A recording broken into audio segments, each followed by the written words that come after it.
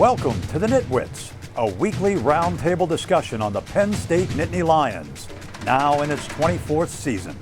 Our panel features a longtime Penn State media and NitWits tag team, Neil Rudell of the Altoona-Mirror and Mark Brennan of Lions 24/7 with Fight on State.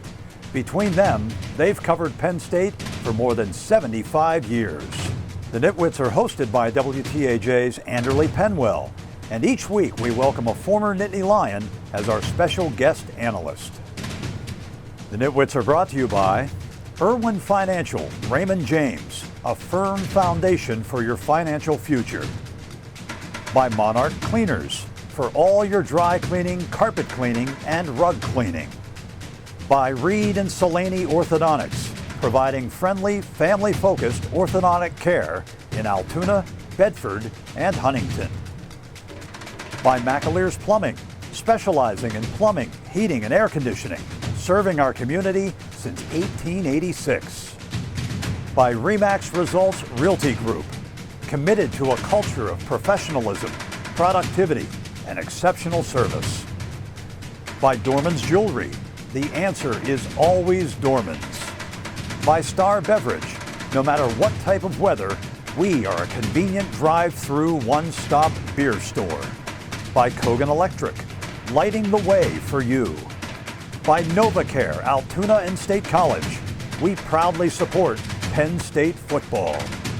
By Quattrini Rafferty, attorneys at law, Michael Rooch, peace of mind after an injury or illness. By Lions 24/7 with Fight on State, your online home for Penn State football and recruiting coverage. And by the Altoona-Mirror, featuring Penn State Game Day every Friday and Penn State Extra every Monday. Welcome to Nittany Nation Overtime.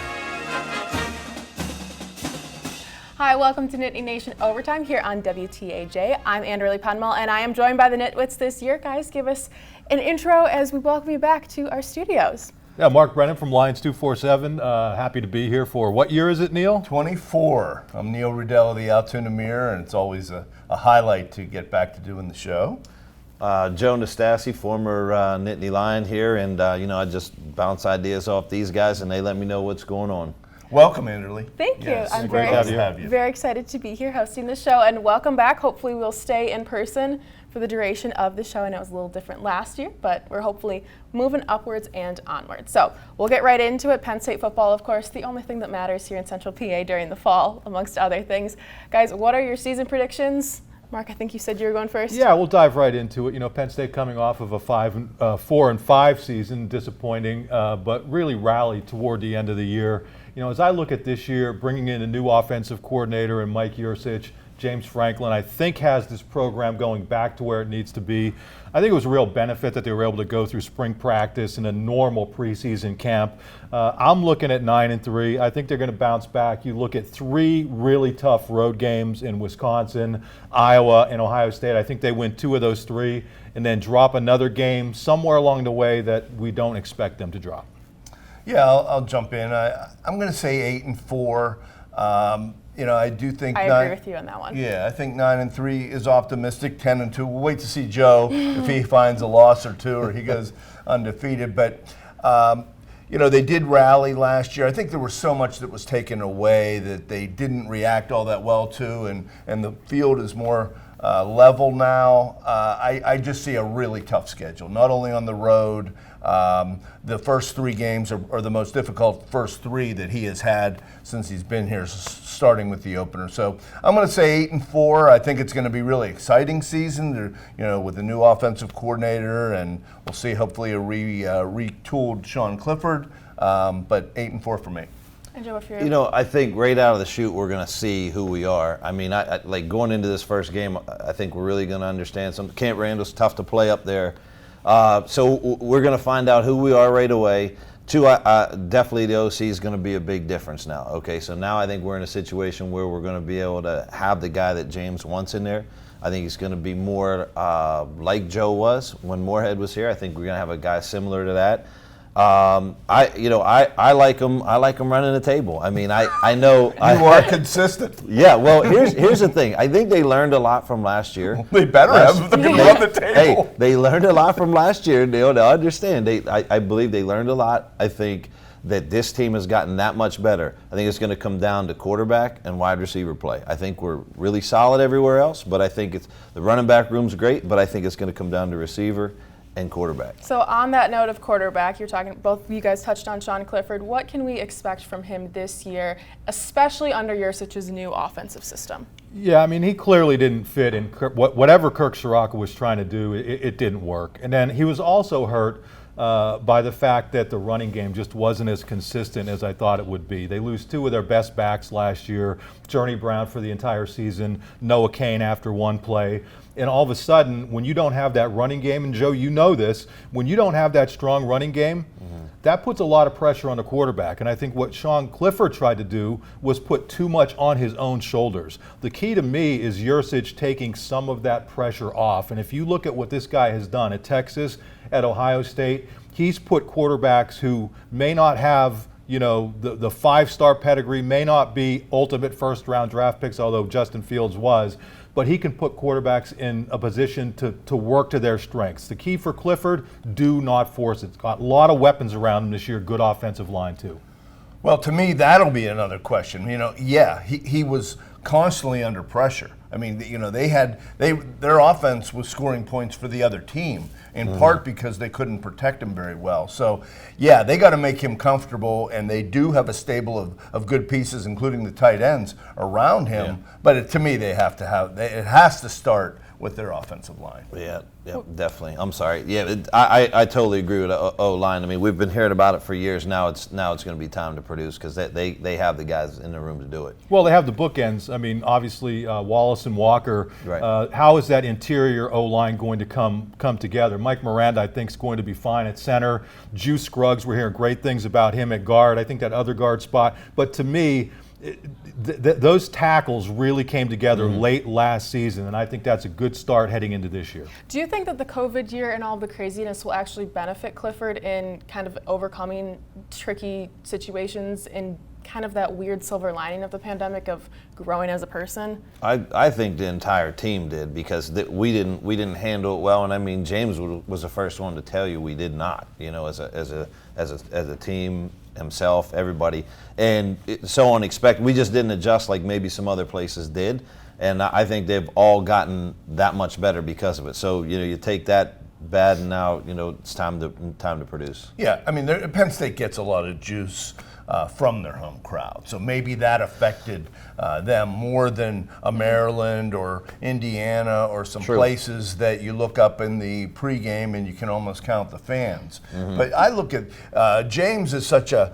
positive leader and responds to the positive. And there wasn't a whole lot positive en route to 0-5, so it kind of neutralized him somewhat. So I think the crowd, the energy, all that should benefit. Sure can't hurt. Yeah, and James was the first to admit that the COVID situation where his family wasn't able to be with him because of his daughter's situation with sickle cell, not having his family there impacted him. And you could see he's a guy that, we've been around the program long enough, Andrew Lee, you're going to be around the program, that you can tell it kind of trickles down from him. The energy, the vibe, the positivity. And when he didn't have all that early last year, you could see where that hurt. And I think that his mojo's kind of back. Definitely a family atmosphere, and hopefully we'll move upward and onward from 2020. So coming up on Nittany Nation Overtime after a break, the NitWits will hear position breakdowns about what are strengths and some of the weaknesses for the Penn State squad after a quick break. The NitWits are being brought to you by Irwin Financial, Raymond James, a firm foundation for your financial future. By Monarch Cleaners, for all your dry cleaning, carpet cleaning, and rug cleaning. By Reed and Salaney Orthodontics, providing friendly, family-focused orthodontic care in Altoona, Bedford, and Huntington. By McAleer's Plumbing, specializing in plumbing, heating, and air conditioning, serving our community since 1886.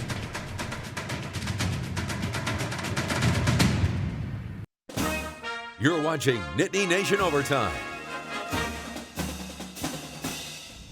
Welcome back to Nittany Nation Overtime. I'm joined by the NitWits, and let's get right into it, guys. Some of the strengths of the team. Joe, we'll start with you. What do you think are some of those things throughout the year that we can rely on from the Nittany Lions? You know, I'm looking offensive line and I'm looking backfield here, okay?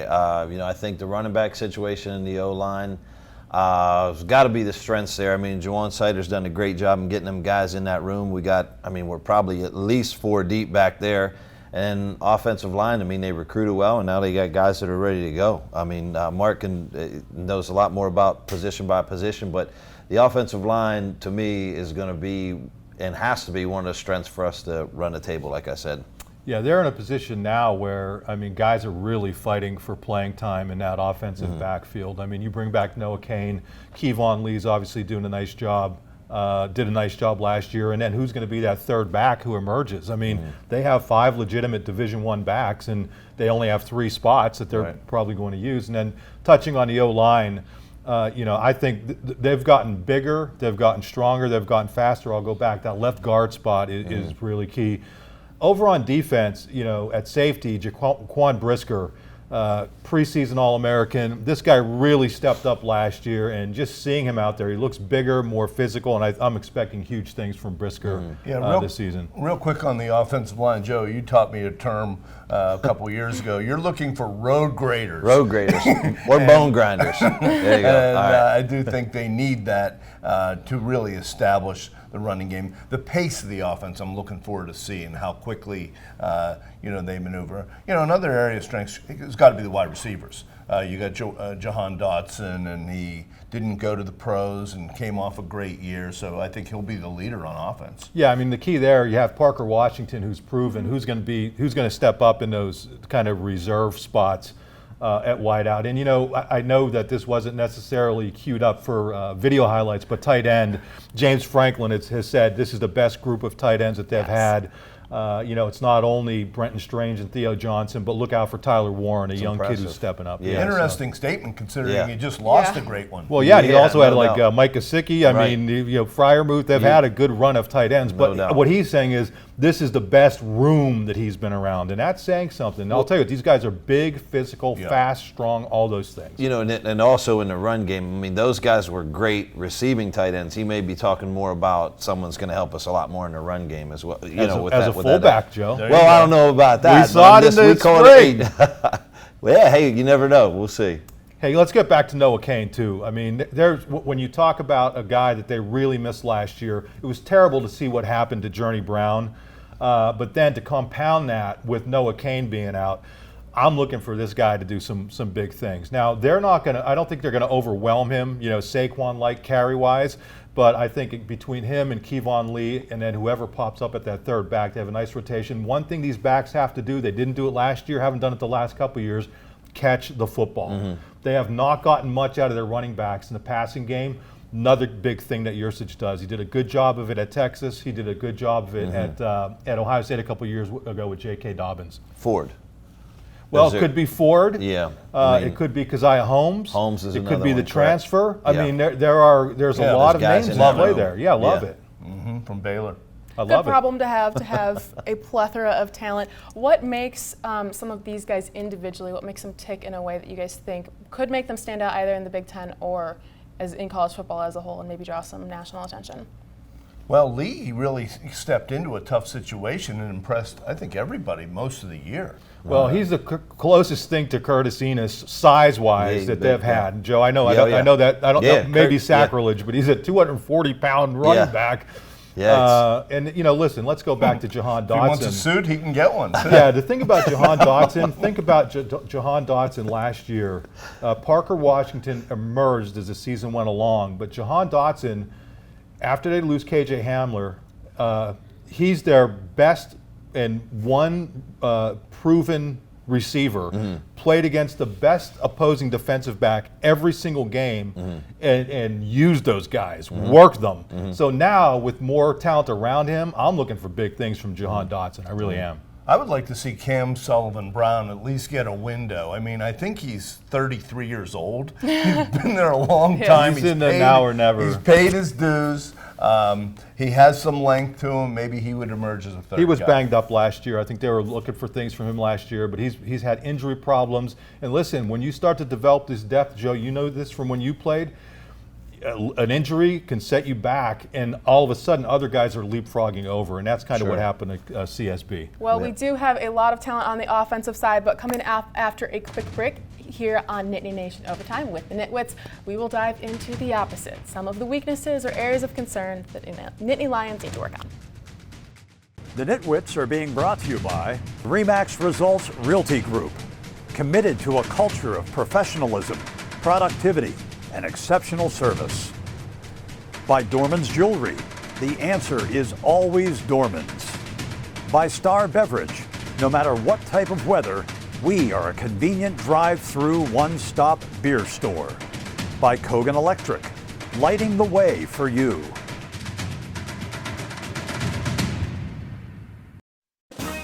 You're watching Nittany Nation Overtime.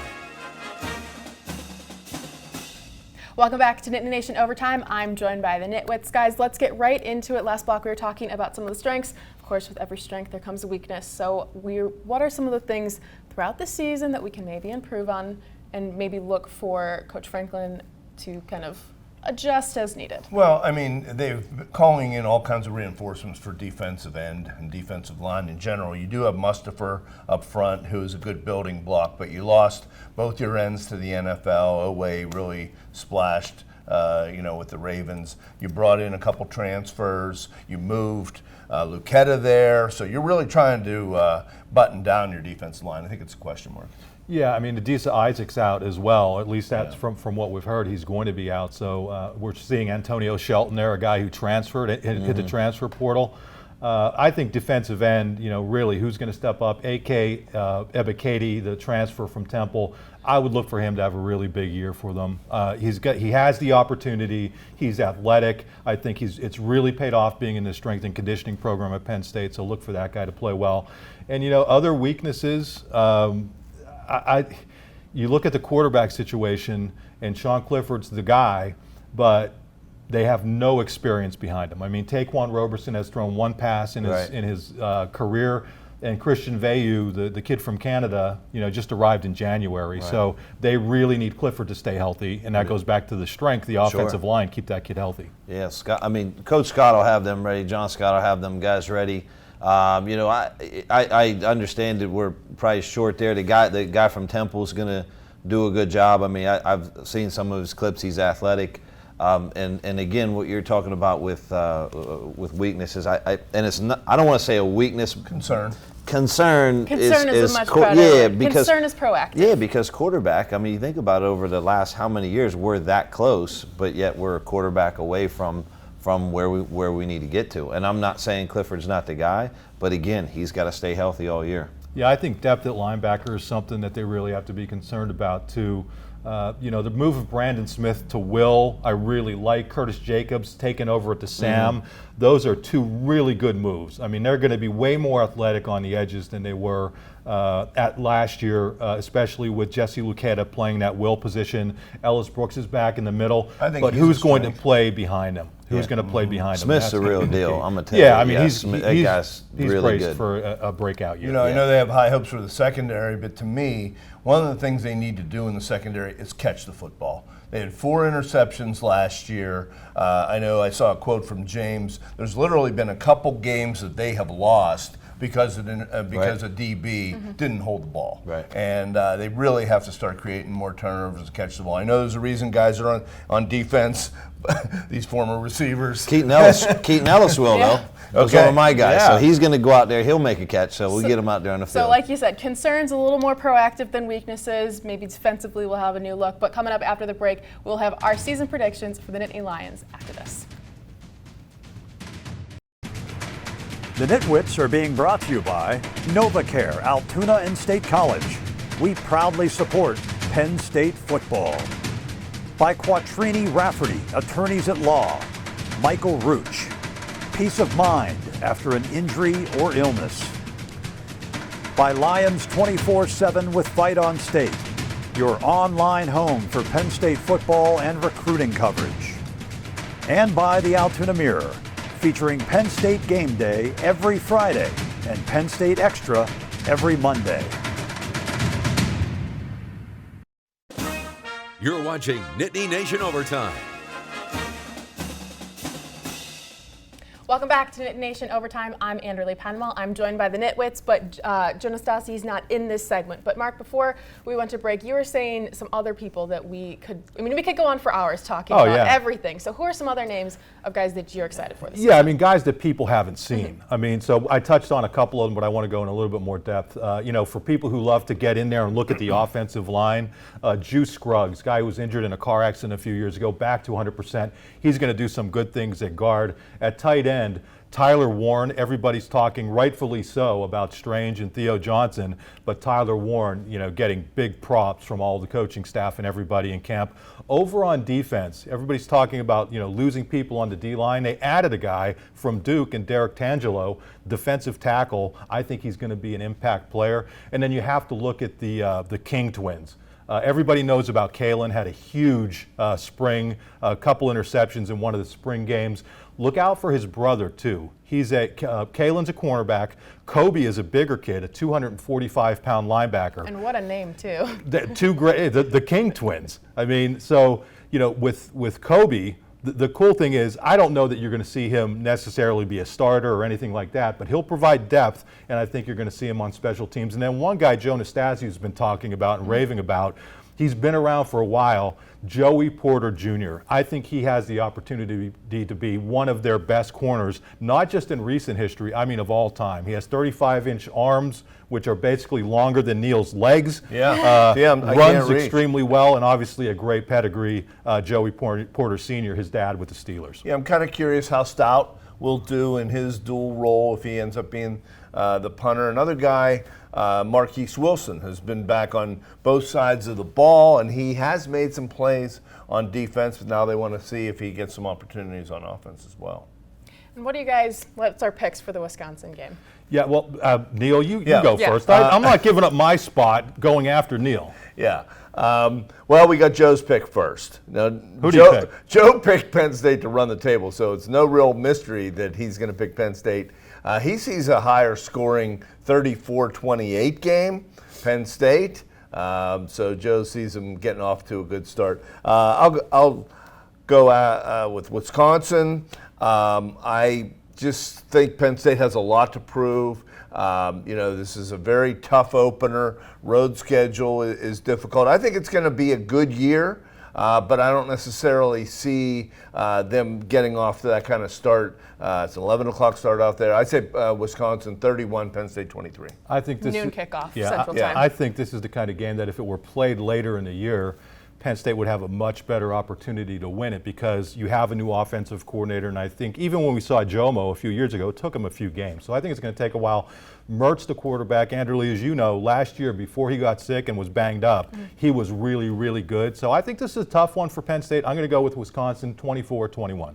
And I picked Penn State 27-20. I think Camp Randall is about to be electric. I grew up in Madison, and let me tell you, I know full-heartedly those fans are ready to have college football back, and it will be interesting. So I agree with you that if this game is played later in the year, that's always the debate with early in the season games. Yeah. Well, the other thing that I would say is Penn State this year, just a broader perspective, playing at three of the tougher spots in the Big Ten. I mean, when you talk about Ohio State, when you talk about Wisconsin, and you talk about Iowa, I think those are the three most difficult places to play, even more difficult than the Big House. So this is going to be a challenge, but it's a great way to start the season. Let's see what this team's all about.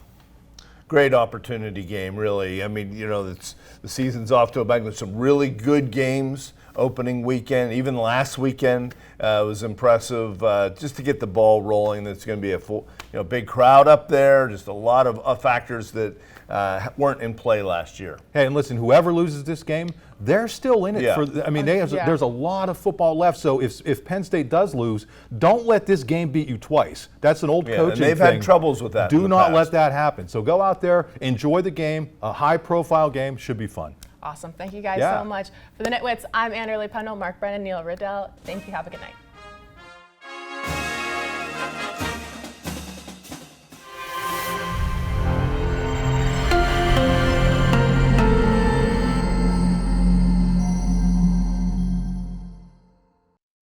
The NitWits are being brought to you by Irwin Financial, Raymond James, a firm foundation for your financial future. By Monarch Cleaners, for all your dry cleaning, carpet cleaning, and rug cleaning. By Reed and Solani Orthodontics, providing friendly, family-focused orthodontic care in Altoona, Bedford, and Huntington. By McAleer's Plumbing, specializing in plumbing, heating, and air conditioning, serving our community since 1886. By RE/MAX Results Realty Group, committed to a culture of professionalism, productivity, and exceptional service. By Dorman's Jewelry, the answer is always Dorman's.